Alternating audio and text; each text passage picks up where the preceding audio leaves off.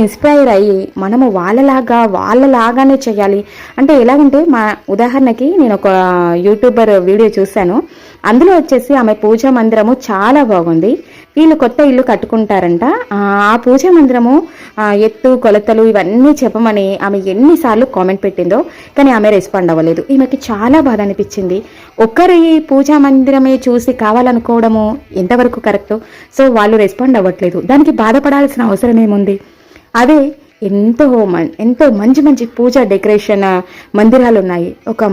మీ మనసుకు నచ్చింది, అద్భుతమైన అనుభూతి పొందగలిగింది ఏంటి? మీ ఇంట్లో విగ్రహాలు ఎన్ని ఉన్నాయి, ఫొటోస్ ఎలాగున్నాయి, ఎలా అలంకరించాలనుకున్నారు, మీకంటే ఒక ప్రత్యేకమైన స్టైల్లో చక్కగా చేసుకోండి. అంత పెద్ద గొప్ప ఇల్లే కట్టుకుంటున్నారు, ఆ పూజా మందిరం ఎత్తు కొలతలే ఎందుకు?